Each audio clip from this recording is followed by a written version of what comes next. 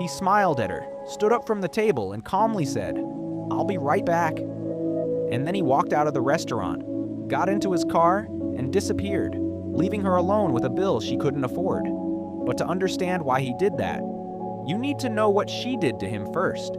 If you've ever been ignored, disrespected, or treated like you didn't matter, this story is going to hit deep. So sit back, because this one is personal. Let's call him Mike. Mike wasn't the loudest guy in the room. He wasn't rich, flashy, or the kind of guy who demanded attention. But he was genuine. The type who remembers the small things. The type who actually listens when you talk. The kind of guy who shows up. And unfortunately, that made him invisible to the kind of girl he fell for. She was everything people noticed instantly. Beautiful, popular, confident. The kind of girl who didn't have to try. Attention just followed her. Let's call her Ashley. Ashley knew exactly the effect she had on people, and she didn't mind using it. Mike had a serious crush on her. Not the casual kind. This was the kind that builds slowly, quietly, until it feels like it matters more than it should. He'd watch her from across campus, laughing with friends, completely at ease, and think, if I could just get one chance.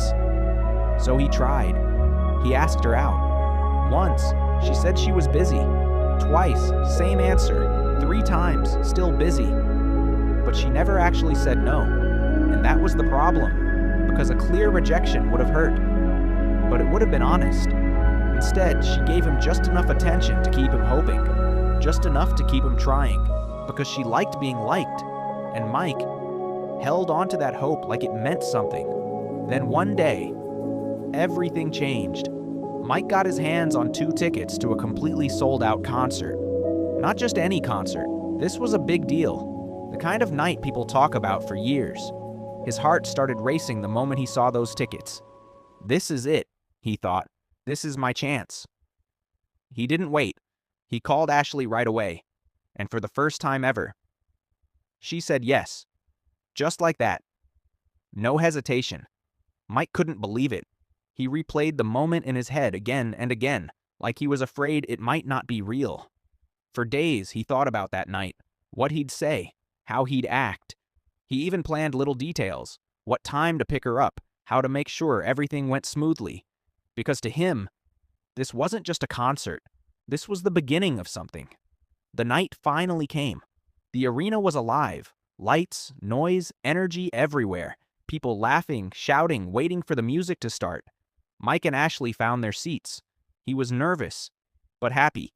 Everything felt like it was finally going right. And then, out of nowhere, Ashley leaned forward and said, "Oh, I see my friend. I'll be right back." Mike smiled and nodded. "Yeah, sure." He watched her walk away. At first, he didn't think anything of it. 5 minutes passed, then 10, then 20. His eyes kept drifting toward the crowd, trying to spot her. 30 minutes. His smile started to fade.